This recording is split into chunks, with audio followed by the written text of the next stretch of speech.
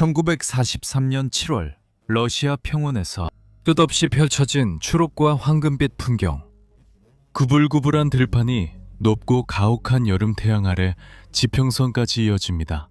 하지만 이 평화로운 광경 아래에는 엄청난 긴장감이 공기 중에 감돌고 있었습니다. 다모가 땅을 상쳐내고 포병들이 준비된 위치에 웅크리고 있었으며 장갑을 두른 전차 부대가 흙길을 따라 우르르 지나갔습니다. 각 움직임은 정밀했고 각 부대는 고요함이 혼돈으로 바뀌는 그 순간을 위해 대기하고 있었습니다. 여기가 바로 쿠르스크였습니다. 북부 전선에서 한 번도 본 적 없는 최대 규모의 병력과 기계가 집결한 곳이었고 양측 모두 다가올 며칠이 결정적일 것임을 알고 있었습니다. 북쪽에서는 히틀러의 지휘 아래 독일군이 그들의 창끝을 모으고 있었습니다. 판터, 티거, 그리고 페르디난트 전차들. 각각이 화력을 잔뜩 장착한 기계와 요새였습니다. 루프트바페의 조종사들이 상공을 선회하며 소련 진지를 공격하고 기갑부대의 진격을 위해 지상을 약화시킬 준비를 하고 있었습니다. 북쪽의 모델에서 남쪽의 후트까지 모든 지휘관들은 그 판돈이 얼마나 큰지 잘 알고 있었습니다. 스탈린그라드의 참사 이후 이곳에서의 성공은 베어마우트에게 주도권을 되찾아줄 수 있었고 잠재적으로 붉은 군대를 밀어내며 동부전선의 균형을 바꿀 수도 있었습니다.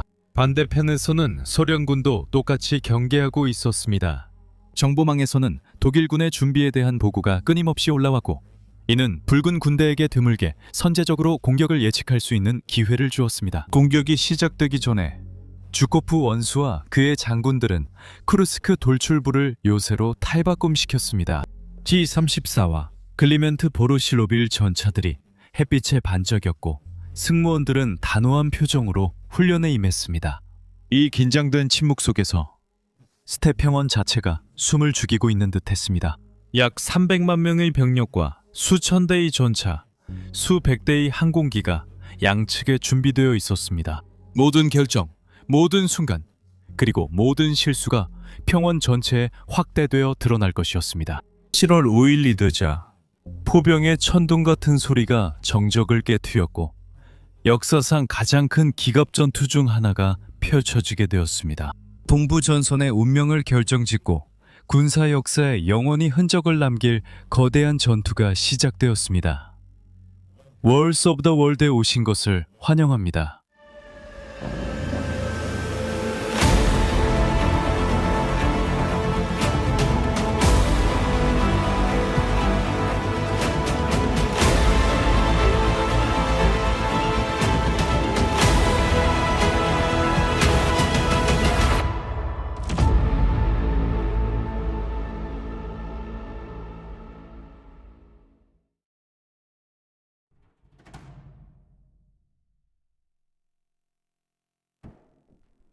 (1943년) 초 스탈린그라드에서의 참사 이후 베어마우트는 충격에 휩싸이게 되었습니다.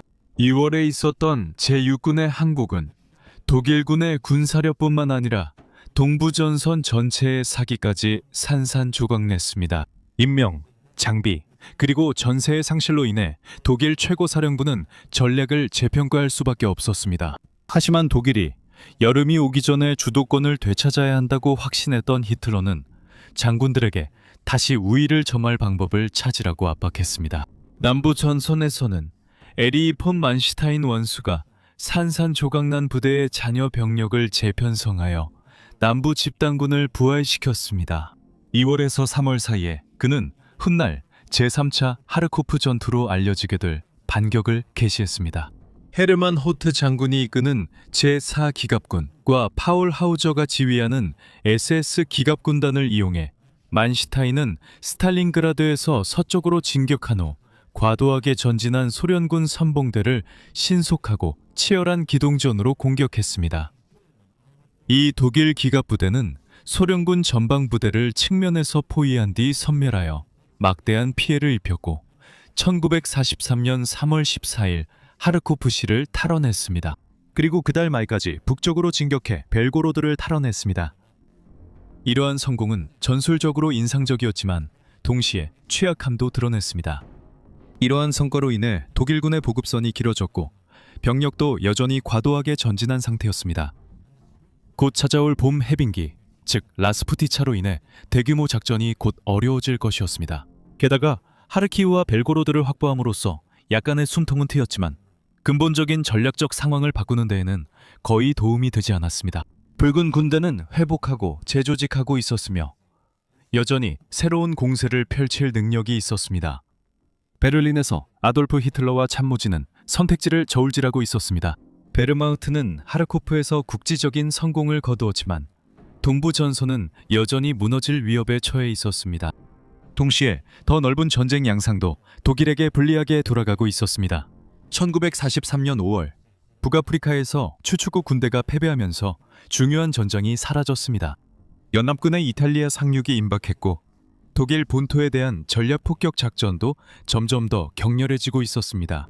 히틀러는 동맹국들의 점점 커지는 요구, 독일의 위신을 회복해야 한다는 필요성, 그리고 소련이 돌이킬 수 없는 우위를 점하는 것을 막아야 한다는 긴급한 군사적 요구에 직면해 있었습니다.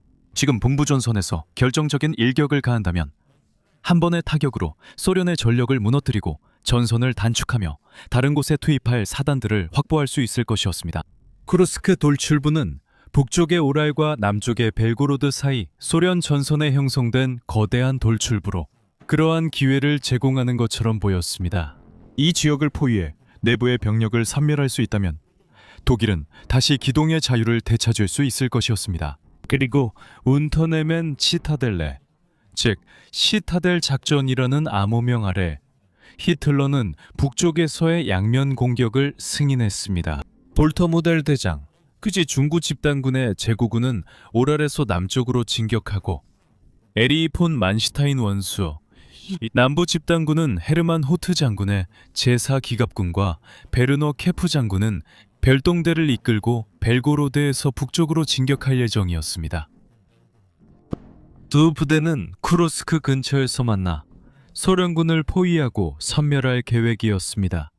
만슈타인 회고록 잃어버린 승리들에서 그는 이 공세 계획을 요약하고 있습니다. 인용하자면 치타델 작전은 결정적인 일격, 즉 소련 방어선을 산산조각 내고 베어마우트에게 주도권을 되찾아줄 망치질이 될 예정이었다 라고 말했습니다. 그들의 목표는 단순한 국지적 성공을 훨씬 넘어서는 것이었습니다. 히틀러의 눈에는 치타델 작전이 단순히 전선을 단축시키는 것뿐만 아니라 심리적이고 군사적인 치명타를 가할 수 있다고 보았습니다. 아마도 다른 부대들과 협력하여 남동쪽에서 모스크바로 다시 진격할 수 있는 길을 열 수도 있다고 생각했습니다. 역사학자 데이비드 글란치가 언급했듯이 쿠르스크 전투에서 치타델 작전은 히틀러가 동부 전선에서 전략적 주도권을 되찾고 불가피한 패배를 막을 수 있는 마지막 기회였다 라고 말했습니다. 그러나 처음부터 내부에 의심이 있었습니다. 독일군 지휘관 모델은 자신의 제국은 이 겨울 전투로 인해 여전히 병력이 소모되어 있었고 중화기가 부족하다고 경고했습니다. 신형 판터와 티거 전차의 인도도 일정에 뒤처졌고 병력과 연료 모두 부족한 상황이 계속되었습니다. 봄철 진흙이 문제를 더욱 악화시켜 원래 5월 초로 예정되었던 공격이 반복적으로 지연되었고 6월로 미뤄졌다가 결국 7월 초로 연기되었습니다. 이러한 연기는 붉은 군대에게 방어를 준비할 소중한 시간을 주었고 베어마우트는 더욱 불리한 조건에서 큰 도박을 시도하게 만들었습니다. 치타델 작전은 단순히 대담한 시도만이 아니라 히틀러가 스탈린그라드에서 시작된 후퇴를 되돌리기 위해 필요하다고 판단한 위험한 도박이었습니다.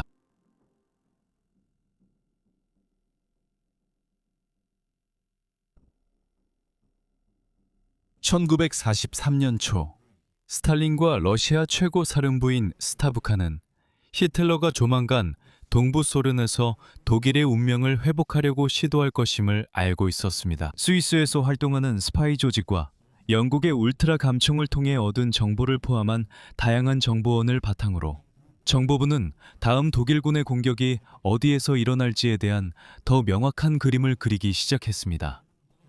하지만 세부 사항은 여전히 논란이 있었습니다. 정확한 시기, 병력 규모, 그리고 공격의 정확한 축에 대해서는 소련군의 생각 속에서 쿠르스크 돌출부가 가장 유력한 공격 지점으로 떠올랐습니다. 스탈린그라드 전투 이후 전략적 영향력이 커진 게오르기 주코프 원수는 독일군의 어떤 진격도 흡수하고 무디게 만들 수 있는 방어 태세를 강하게 주장했습니다. 그는 1943년 4월 8일자 스탈린에게 보낸 편지에서 이렇게 경고했습니다. 인용하자면 첫 번째 단계에서 적은 최정예 병력, 즉 14-3 15개의 전차 사단과 다수의 항공기 지원을 집결시켜 공격을 가할 것입니다. 쿠르스크에는 북동쪽의 크론스콤 오랄 집단과 남동쪽의 벨고로드 하르코프 집단이 투입될 것입니다. 나는 우리 군이 가까운 시일 내에 공세로 전환하는 것은 바람직하지 않다고 생각합니다. 적을 미리 저지하기 위해서는 적이 우리 방어선에 부딪혀 스스로 소모되게 하고 그의 전차들을 격파하는 것이 더 나을 것입니다. 그리고 나서 신선한 예비군을 투입하여 전면적인 공세로 전환하면 결국 그의 주력을 완전히 괴멸시킬 수 있을 것입니다. 인용 끝. 이 지침에 따라 소련 최고사령부는 로코소프스키를 돌출부의 북쪽 전선인 중앙 전선에, 바투틴을 남쪽 전선인 보로네즈 전선에 배치했습니다. 한편 이반 코네프가 이끄는 스텝 전선은 더 동쪽의 전략적 예비대로 배치되어 언제든지 대응할 준비가 되어 있었습니다. 독일군이 본격적으로 공격을 시작하자 봄철 몇 달 동안 소련의 방어 준비는 거의 산업적인 규모로 이루어졌습니다. 중앙 전선과 보로네시 전선은 가짜의 구역에 3개의 주요 방어선을 구축했고 각각은 요새화 구역으로 세분화되었습니다. 이들 뒤에는 3개의 추가 방어선이 후퇴 지점으로 준비되었습니다. 3개의 주요 방어선의 전체 깊이는 약 40km에 달했습니다. 쿠르스크 양쪽에 위치한 6개의 방어선 전체는 깊이가 130에서 150km에 이르렀습니다. 그 너머에는 스텝 전선이 추가 방어선을 유지하고 있었으며 일부 평가에 따르면 전체 방어 깊이는 300km에 달했습니다. 공병 작업은 엄청났으며 소련 전투 공병들과 약 30만 명에 달하는 방대한 민간인 노동자들이 동원되었습니다. 1943년 여름까지 참호를 파고 대전차 참호를 만들고 철조망 장애물과 기관총을 위한 위장 진지를 설치했습니다. 지뢰밭도 곳곳에 설치되었습니다. 돌출부 전역에 걸쳐 50만 개가 넘는 대전차 지뢰와 약 44만 개의 대인 지뢰가 매설되었으며 가장 높은 밀집도는 첫 번째 방어선에 있었습니다. 이 지뢰밭을 중 일부는 1km마다 약 1,500개의 대전차 지뢰와 약 1,700개의 대인 지뢰가 매설될 정도로 밀집되어 있었습니다. 참고로 이는 60cm, 즉 약 2피트마다 이동할 때마다 거의 확실하게 지뢰를 밟게 된다는 의미입니다. 방어 거점들은 공격이 예상되는 주요 진입로를 중심으로 구축되었습니다. 각 거점에는 일반적으로 여러 대의 대전차포, 소형 무기, 벙커, 그리고 박격포가 포함되어 있었습니다. 많은 참호에 매복한 장갑차와 자주포가 고정 방어선을 강화하는 데 사용되었습니다. 소련군은 또한 기동 장애물 부대를 배치했는데 이들은 독일 기갑부대의 진로에 지뢰와 장애물을 설치하는 임무를 맡은 특수 공병부대였습니다. 사단, 군단, 전선 수준에서 유연한 배전차 예비대로 활동하면서 스타바브카는 또한 반격을 위해 작전 예비 병력을 비축했습니다. 독일군의 공세가 탄력을 잃자 로코소프스키, 바투틴, 그리고 이후에는 코네프 휘하의 소련군이 반격 작전을 개시할 수 있었습니다. 스탈린, 주코프, 그리고 소련 지휘부는 독일군의 공격에 앞서 전면적인 공세를 펼치지 않기로 결정했습니다. 오히려 그들은 독일군이 오도록 두고 준비된 방어선으로 유인해 그들을 소모시키고 이후 반격에 나서기로 했습니다. 이 모든 것은 쿠르스크를 소련에게 단순한 돌출부 이상의 존재로 만들었습니다. 쿠르스크는 요새이자 함정으로 변해가고 있었습니다. 7월에 독일군이 공격을 개시했을 때 그들은 단순히 방어선을 돌파해야 하는 것이 아니라 미리 준비된 방어시설, 지뢰밭, 예비 병력, 그리고 반격의 순간을 기다리는 러시아군이 도사리고 있는 미로와도 같은 곳을 상대해야 했습니다.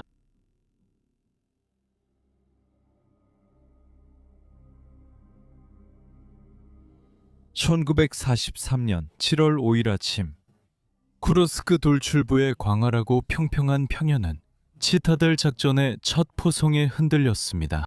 탱크가 진격하기 전에 독일군은 맹렬한 포격을 퍼부어 북쪽에서는 거의 1시간 반, 남쪽에서는 1시간 동안 소련군 전방진지를 두들겼습니다.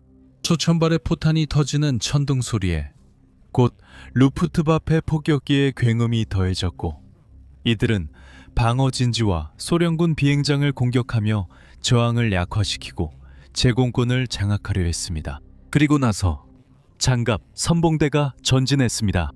독일군 공세의 중심에는 가장 강력한 무기들인 티거, 판터, 그리고 페르디난트 전차가 있었습니다. 티거 1은 거대한 존재감을 뽐냈습니다. 두꺼운 장갑과 88mm 포는 소련 전차를 장거리에서 파괴할 수 있었습니다. 전면 장갑은 100mm를 넘기도 했고 무게는 50톤이 넘었습니다. 이는 소련 무기 중 정면에서 맞설 수 있는 것이 거의 없는 금속 요새였습니다. 펜터 전차는 새롭고 아직 실전에서 검증되지 않았지만 빠른 속도와 치명적인 75mm 고속포를 결합했고, 경사진 전면 장갑 덕분에 이전 독일 전차들보다 더 뛰어난 방어력을 자랑했습니다. 마지막으로, 그리고 결코 빼놓을 수 없는 전차가 바로 페르디난트. 이후에는 엘레판트로 알려진 진정한 전장의 거인이었습니다. 무게가 65톤에 달하고 88mm 포로 무장한 이 전차의 장갑은 거의 200mm에 이르렀습니다. 어떤 부분에서는 대부분의 소련군 포로 한 번 맞아도 그냥 튕겨나갈 뿐이었습니다. 그 대가로 페르디난트는 무겁고 느렸으며 기동성은 시속 약 30km, 즉 약 19마일에 불과했습니다. 그리고 모든 기계와 마찬가지로 기계적 고장에 취약했습니다. 북부 전선에서는 볼타 모델 대장 휘하의 제국군 이아우랄 근처에서 남쪽으로 진격을 시작했습니다. 모델의 병사들은 즉각적인 장애물에 직면했습니다. 깊은 지뢰밭, 강화된 대전차 진지, 그리고 잘 준비된 소련의 방어선이었습니다. 포병 지원과 공습에도 불구하고 소련군의 측면 반격이 이어지면서 진격은 거의 멈추다시피 했습니다. 진격은 겨우 몇 킬로미터에 불과했고, 모델의 부대는 빠른 돌파를 기대했던 방어선에 맞서 고전하게 되었습니다. 남쪽에서는 헤르만 호틀 장군의 제4기갑군, 이 파울 하우저 휘하의 제2SS 기갑군단의 지원을 받아 지형이 더 좋고 소련군의 전방 방어선도 다소 약한 곳을 마주쳤습니다. 이곳에서는 독일군이 더 빠르게 움직일 수 있었고 중전차들은 그 화력을 더욱 효과적으로 발휘할 수 있었습니다. 남부 부대에는 티거와 판터 전차가 더 많이 포함되어 있었고 페르디난트 전차도 다수 배치되어 있었습니다. 그들의 임무는 소련군 방어선을 돌파하고 돌출부 깊숙이 침투한 뒤 프로호로프카 마을을 향해 진격하는 것이었습니다. 북일군 참모들은 이곳에서 결정적인 전투가 벌어질 것으로 예상했습니다. 그러나 이곳에서도 진격은 쉽지 않았습니다. 소련군의 방어선은 여러 겹으로 교묘하게 배치되어 있었고 포병은 은폐된 진지에 숨겨져 있었으며 지르밭은 땅속에 감춰져 있었고 대전차포는 요새화된 진지에서 위협적으로 배치되어 있었습니다. 그래도 후트는 자신감과 결의를 잃지 않았고 나중에 참호에 숨어있던 러시아군과의 교전에 대해 글을 남겼습니다. 변화하는 상황에 신속하게 적응하는 능력이야말로 성공적인 지휘의 본질이다. 공세의 첫 주가 지나면서 양쪽 전선의 독일 부대들은 점점 더 큰 압박을 느끼기 시작했습니다. 차량들은 고장이 났고 보급선은 한계까지 늘어났으며 전진하는 몇 킬로미터마다 지르를 제거하고 참호에 박힌 소련군 포를 무력화시키며 끊임없는 사격 속에서 앞으로 나아가야 했습니다. 남부 병력은 북부보다 더 깊이 진격하는 데 성공했지만 소련 방어군을 포위하기 위한 양면 공격은 아직 형태를 갖추지 못했습니다. 붉은 군대는 예비 병력을 신중하게 손이 닿지 않는 곳에 배치한 채 독일군의 기갑부대가 투입되어 취약해지기를 기다리며 지켜보고 있었습니다.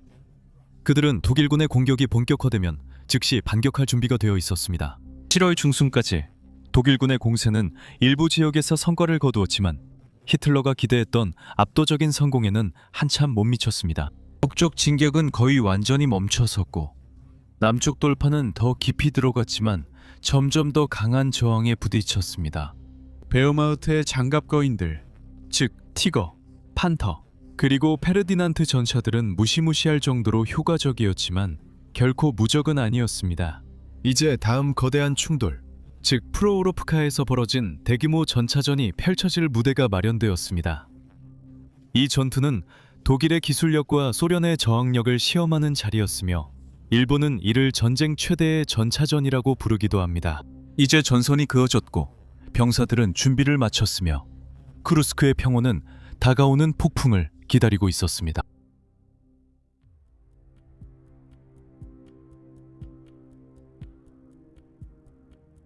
(1943년 7월 10일) 프로호로프카 근처의 광활한 평원은 역사상 가장 치열하고 논쟁이 많은 전차전 중 하나의 무대가 되었습니다. 새벽이 밝아오자 공기는 연기로 자욱했고 멀리서 포성의 우르릉거림이 들려왔습니다. 수천 대의 전차와 장갑차의 무게로 땅이 흔들렸고 각각은 쿠르스크 전투를 결정지을 충돌을 앞두고 있었습니다. 헤르만 후트 장군의 지휘 아래 독일군은 정예 부대를 이 결정적인 전투에 투입했습니다. 파울 하우저 장군이 이끄는 제2SS 기갑군단 2 막강한 힘으로 진격했습니다. 그들의 공격의 중심에는 강력한 타이거 1 전차가 있었는데 이 거대한 전차들은 소련 전차를 장거리에서 파괴할 수 있었습니다. 더 새로운 판터 전차는 더 가볍고 빠르며 경사진 장갑을 갖추고 있어 소련의 방어선을 효과적으로 돌파할 수 있었습니다. 그리고 그들과 함께 앞으로 느릿느릿 움직인 것은 페르디난트 돌격포로 엄청난 화력을 제공했습니다. 하지만 기동성이 제한적이었고 소련군도 준비가 되어 있었습니다. 파벨 로드미스트로프 장군이 지휘하는 제오그니 전차군, 이 독일군의 공격에 맞서기 위해 준비하고 있었습니다. 그들의 전력에는 경사진 장갑과 76.2mm 포로 유명한 견고한 T-34 중형 전차가 포함되어 있었으며 이 전차들은 가까운 거리에서 독일 전차들과 맞설 수 있었습니다. 클리멘트 보로시롭 1중전차는 느리고 수가 적었지만 두꺼운 장갑과 강력한 무장으로 강력한 저항을 제공했습니다. 또한 소련군은 적 전차의 진격을 막기 위해 45mm 및 76.2mm 대전차포를 포함한 다양한 대전차 무기를 배치했습니다. 전투는 독일 포병과 루프트바페 폭격기가 소련 진지를 약화시키기 위해 맹렬한 포격을 가하면서 시작되었습니다. 하지만 이러한 노력에도 불구하고 소련의 방어선은 굳건히 버텼습니다. 독일 전차들이 진격하자 그들은 잘 준비된 대전차 진지와 지뢰밭, 참호의 숨은 보병들을 마주쳤고 이로 인해 진격이 느려지고 상당한 피해를 입었습니다. 전투는 근접전으로 격화되었고 전차들은 연기로 가득 찬 전장에서 기동하며 서로를 바로 눈앞에서 포격했습니다. 공기는 타는 연료의 매캐한 냄새와 귀를 찢는 총성으로 가득했습니다. 땅에는 파괴된 전차들의 잔해가 널려 있었고 그 잔해들은 전투의 치열함을 암울하게 상기시켜주고 있었습니다. 혼란의 한가운데서 허 장군은 자신의 부대가 직면한 어려움에 대해 언급했습니다. 지휘부는 늘 존재하는 관성적인 습관과 예기치 못한 상황에서의 무력함을 극복했다. 이러한 언급은 예상치 못한 저항과 변화하는 전장의 본질에 맞서기 위해 필요한 적응력을 강조하는 것이었습니다. 특히 독일군의 진격에도 불구하고 소련군의 반격이 점차 효과를 내기 시작했습니다. 제5근위 전차군은 독일군 진영의 약점을 파고들며 일련의 조직적인 공격을 감행했고 상당한 피해를 입혔습니다. 독일군은 병력이 분산되고 손실이 늘어나면서 그들의 기세를 유지하는 데 어려움을 겪었습니다. 프로호로프카 전투는 즉시 전설이 되었으며 소련 자료에서는 종종 역사상 가장 큰 전차전으로 묘사됩니다. 당시 소련의 기록에 따르면 1200대가 넘는 전차가 전장에 집결했다고 합니다. 이 거대한 교전에서 이 숫자는 붉은 군대의 저항이 얼마나 대규모였고 영웅적이었는지를 부각시켰습니다. 이 숫자들은 널리 홍보되어 전시 선전의 핵심이 되었고 이 전투를 장갑거인들 사이에 거의 종말적인 투쟁으로 묘사했습니다. 하지만 현대 역사가들은 이 수치들을 상당히 수정했습니다. 독일과 소련 양측의 기록을 면밀히 조사한 결과 실제로 전투에 투입된 전차의 수는 양측 모두 600대에서 800대에 가까웠던 것으로 보입니다. 어떤 기준으로 보더라도 여전히 엄청난 숫자이지만 소련의 주장보다는 훨씬 적은 수치입니다. 역사학자 데이비드 글란치의 말을 빌리자면 프로호로프카 전투는 역사상 단일 하루에 벌어진 가장 큰 전차전이 아니었습니다. 그것은 독일 판처부대의 최후의 돌격도 아니었고 동부전선 전체의 전쟁 운명을 결정지을 만한 전투도 아니었습니다. 하지만 분명히 그것은 매우 중요한 교전이었고 소련 제5근위 전차군에게는 재앙이었습니다. 이 신중한 평가는 프로호로프카 전투의 신화와 현실을 모두 담고 있습니다. 독일군이 돌파에 성공하지는 못했지만 포위망의 진격이 느려지고 결국 멈추게 되었으며 소련 제5근위 전차군 이 프로호로프카에서 전투에 가장 큰 타격을 받았습니다. 소련군은 병력과 전차 모두에서 극심한 손실을 입었으며 하루 만에 수백 대의 전차가 파괴되거나 무력화된 것으로 추정됩니다. 전략적으로 프로호로프카 전투는 결국 소련의 반격과 치타델 작전의 실패에 기여했습니다. 하지만 전술적으로는 남부에서 독일군의 기갑부대가 비교적 잘 버텼고 이어진 소련군의 영웅적인 반격은 매우 큰 대가를 치러야 했습니다. 이것이 전략적 전환점의 시작을 알리는 순간이었음에도 불구하고 말이죠. 프로호로프카는 전투의 치열함과 규모로 인해 제2차 세계대전에서 가장 치열하고 상징적인 전차전 중 하나로 남아 있습니다. 근접전 양상과 함께 전쟁에서 가장 강력한 전차들이 투입되면서 이 전투는 역사학자들과 전차 애호가 모두의 상상력을 사로잡은 장갑전의 장관을 만들어냈습니다. 전투가 끝난 후 전장은 500대가 넘는 전차와 돌격포의 잔해로 뒤덮였으며 이는 그 충돌의 맹렬함을 보여주는 증거였습니다. 인명피해 또한 엄청나서 양측 모두 수천 명의 병사들이 전사하거나 부상당했으며 실종되었습니다. 프로호로프카 전투는 동부 전선에서 전환점이 되었습니다. 독일군은 결정적인 돌파에 실패하면서 후퇴할 수밖에 없었습니다. 소련군은 맹공을 견뎌내고 주도권을 잡아 반격을 시작했으며 독일군을 밀어내고 잃었던 영토를 되찾기 시작했습니다.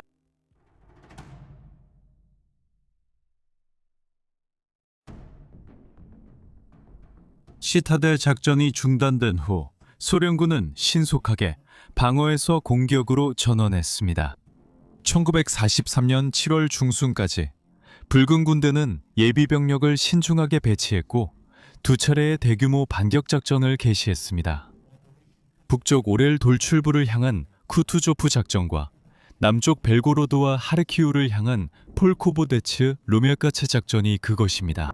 7월 12일에 시작된 쿠투조프 작전에는 130만 명이 넘는 소련군이 투입되었고 수천 문의 대포와 수백 대의 전차가 지원했습니다. 게오르기 주코프 원수와 니콜라이 바투틴 장군은 독일 제2기갑군을 포위하고 약화된 독일 북부 전선을 공략한다는 두 가지 목표로 공격을 지휘했습니다. 시타델 공세가 실패한 후 8월 중순까지 소련군은 독일 진영 깊숙이 침투하여 일부 병력을 포위했고 8월 18일까지 독일군은 오랄에서 철수할 수밖에 없었습니다. 동시에 8월 3일 남부전선에서 폴코보데츠 루체체 작전이 시작되어 하르코프를 해방하고 보르군은 봄을 보는 거심전이 심당한 기름 청어들 본데 불망의 전부가 이에 좀 절임이 달합니다.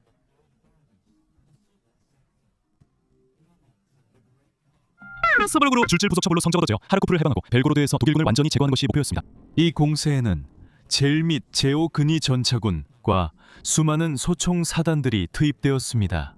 소련군은 보병, 포병, 지갑, 항공 지원을 조화롭게 운용하는 합동 전술을 사용하여 독일군 방어선의 과도한 확장으로 생긴 틈을 공략했습니다. 8월 23일까지 소련군은 하르키우를 해방시켰으며 이는 전쟁 중 이 도시가 마지막으로 주인이 바뀐 순간이었습니다. 그리고 붉은 군대의 작전 능력이 점점 향상되고 있음을 보여주었습니다. 이러한 반격에 대한 독일군의 대응은 인력 부족, 고갈된 장갑 전력, 그리고 과도하게 늘어난 보급선으로 인해 제한되었습니다.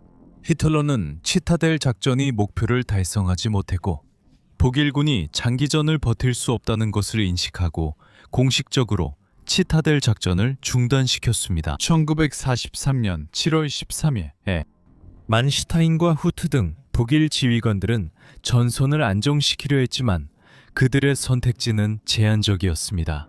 남부 핀서에서 살아남은 부대들은 종종 급하게 준비된 참호와 파손된 방어시설 뒤에서 방어 태세를 취할 수밖에 없었습니다.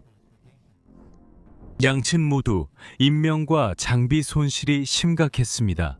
소련 자료에 따르면 쿠투조프 작전 동안에만 약 43만 명의 사상자가 발생했으며 이 중 11만 2천 명 이상이 전사했다고 보고되었습니다. 치타델 작전 동안 독일군은 약 20만 명의 인명 손실과 함께 700대의 전차와 1000대의 항공기가 파괴되거나 손상되었습니다.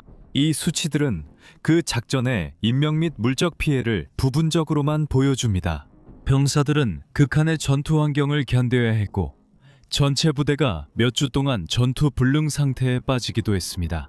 전략적으로 치타델 작전의 종료는 동부 전선에서 영구적인 변화를 의미했습니다. 독일은 주도권을 상실하고 돌이킬 수 없는 손실을 입은 후 1943년 남은 기간 동안 방어적인 태세를 취할 수밖에 없었습니다. 반면에 소련은 깊은 예비 병력, 다층 방어, 그리고 여러 전선 간의 작전적 협조의 효과를 입증했습니다. 쿠투조프와 폴코보데츠 루칭체프 작전의 성공으로 붉은 군대는 주도권을 잡을 수 있었고 베어마우트를 후퇴하게 만들었으며 연이은 공세의 발판을 마련했습니다. 이로 인해 독일군은 꾸준히 서쪽으로 밀려나게 되었고 결국 1945년 베를린 함락에 기여하게 됩니다. 역사학자 데이비드 글란치가 지적했듯이 독일군은 프로로프카 자체에서 치명적인 패배를 피했지만 치타델 작전의 실패와 이어진 소련의 반격으로 인해 전략적 주도권을 되찾을 희망은 완전히 사라졌습니다. 동부 전선에서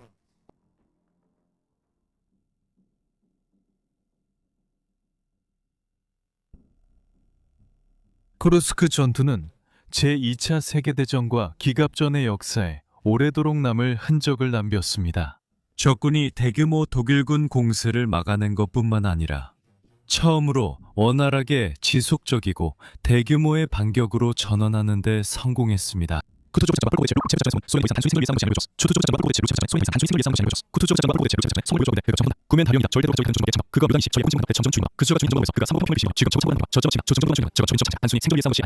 소련은 이제 적의 약점을 공략할 수 있는 충분한 예비 병력을 갖추고 여러 전선에서의 작전을 계획하고 실행할 수 있는 능력을 갖추게 되었습니다. 붉은 군대는 보병, 기갑, 포병, 항공 지원 간의 협동과 합동 전술에서 점점 더 정교해졌으며 이러한 방식은 이후의 작전에서 본보기가 되었습니다. 그 결과 독일군은 꾸준히 서쪽으로 밀려나게 되었습니다. 베어마우트에게 쿠르스크 전투는 육체적인 타격일 뿐만 아니라 심리적인 충격이기도 했습니다. 치타델 작전의 실패는 전쟁 초기부터 이어져 오던 독일군의 무적 신화를 산산이 깨뜨렸습니다. 히틀러가 결정적인 돌파를 고집한 결과 독일군은 대체할 수 없는 병력과 전차, 항공기를 잃었고 결국 영원히 방어에 몰리게 되었습니다. 동부 전선에서는 독일군이 가장 두려워하던 판처 부대조차 더 이상 전투의 주도권을 쥘 수 없었습니다. 데이비드 글란치는 이번 작전이 독일군의 작전 계획 한계와 소련군의 군사 체계가 얼마나 끈질긴지를 보여주었다고 지적합니다. 소련군은 베어마우트의 가장 강력한 공격을 흡수하고 견디며 결국에는 반격하는 법을 배웠습니다. 쿠르스크 전투는 이후 산업화된 전쟁의 상징이자 동부전선의 전환점이 되었습니다. 쿠르스크 전투는 역사상 가장 큰 전차전으로 기억될 뿐만 아니라 양측 모두의 치밀한 준비, 정보전, 그리고 엄청난 규모의 노력으로도 기억됩니다. 오늘날 쿠르스크 전투는 전쟁의 가혹함을 보여주는 증거로 남아 있습니다. 번개처럼 빠른 기습과 신속한 기동에서부터 소모전식의 협동작전, 그리고 인력, 장비, 계획의 결합까지 모두 포함되어 있습니다. 군사 역사상 전례 없는 규모로 크루스크 전투는 단순한 전투 그 이상이었습니다. 그것은 전쟁의 주도권이 결정적으로 바뀐 순간이었고 붉은 군대가 베를린을 향해 그리고 제2차 세계대전의 종말을 향해 멈출 수 없는 진격을 시작한 순간이었습니다.